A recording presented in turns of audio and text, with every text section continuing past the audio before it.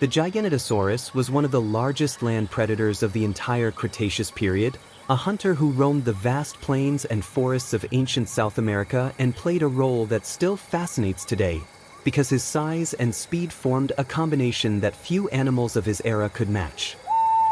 His habitat consisted of open landscapes, dry forests, and wide river regions where large herbivores lived, and this environment made him a predator constantly on the move, able to pursue prey over long distances without losing strength or focus.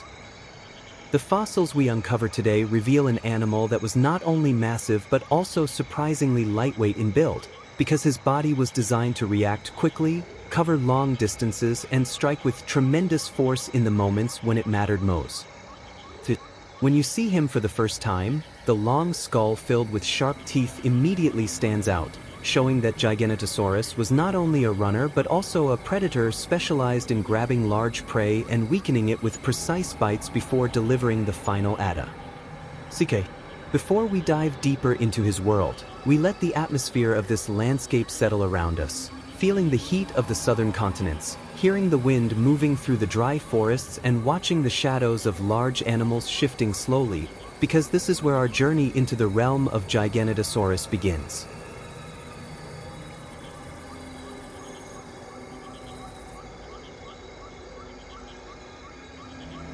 The Giganotosaurus moved through a world where large herbivores such as titanosaurs and other massive prey animals lived, and this diversity made his hunting grounds a place where he had to remain constantly alert, because every movement in the tall grass could mean a potential prey approaching or a rival nearby.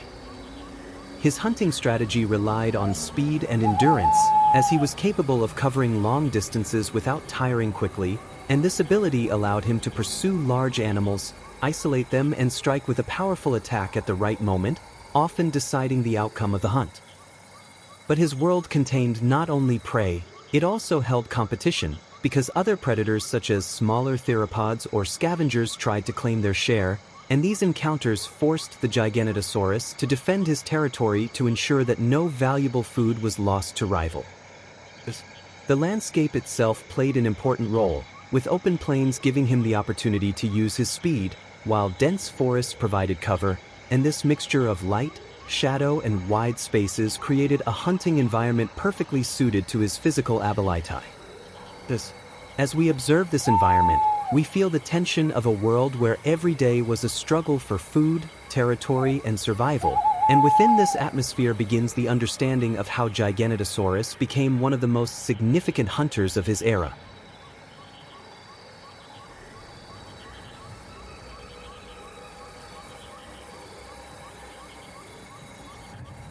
The body structure of Giganotosaurus reveals an animal built for rapid movement and stable footing, because his long legs, powerful tail, and lightweight skeletal frame worked together like a coordinated system that allowed him to maintain balance even on uneven terrain and move forward with controlled strength without losing speed. His skull was long and narrow, equipped with teeth specialized for tearing large pieces of flesh, showing that he did not overpower his prey with a single attack but weakened it through several quick bites that cut deeply into the tissue and drained the animal's strength as it attempted to escape.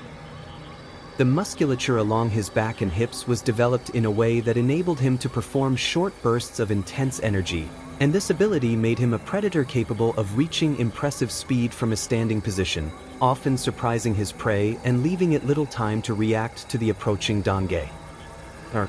His senses were finely tuned, allowing him to detect movement in tall grass, interpret distant sounds carried by the wind, and feel vibrations through the ground. And this perception helped him maintain awareness even in dense forests or open plains and register every change in his surroundings immediately. In this environment, Giganotosaurus used every physical advantage available to him and moved with a confidence that shows how well he was adapted to the conditions of his landscape and how precisely he used every opportunity that presented itself in the daily struggle for survival.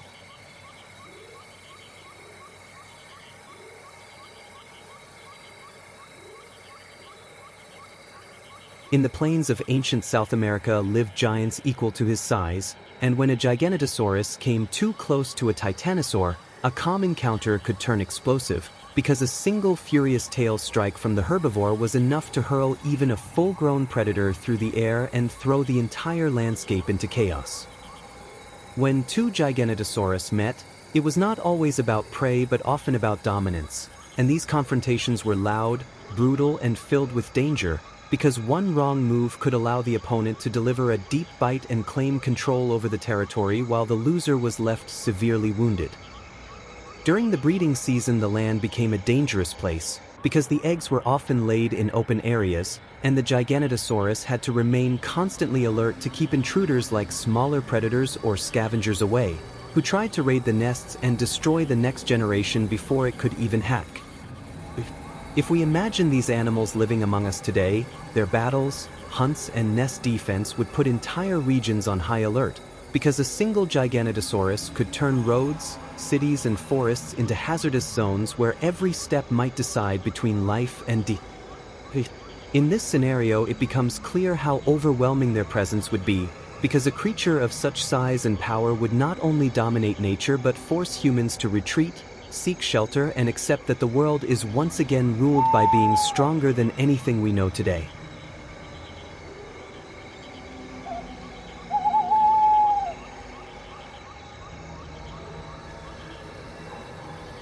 If a Giganotosaurus appeared in our modern world, its very first step would be enough to put entire regions on high alert, because a creature of this size would crush roads, overturn vehicles, and turn every human encounter into a moment where instinct alone decides who survives. Its hunting methods would challenge modern cities, because a predator capable of pursuing titanosaurs would not be impressed by concrete, steel, or noise, but would move through urban canyons as if they were ancient forests, always searching for motion, sound, or weakness that might draw its attention. The breeding season would force authorities to close entire areas, because a Giganotosaurus would defend its nests with a determination no human could ignore, and any attempt to approach these zones would lead to dangerous confrontations that reveal how powerful its instincts would remain even today. In a world shaped by technology and speed, a creature like this would remind us that raw strength and ancient instincts still represent a force beyond our control, and its presence would show how vulnerable even modern societies become when nature reclaims the authority of its former rule. In the end, we are left with the understanding that Giganotosaurus is not just a fossil or a chapter of the past, but a symbol of an age where size, power, and survival were the only laws, and imagining such beings returning makes us feel how thin the boundary between our world and their primordial violence truly is.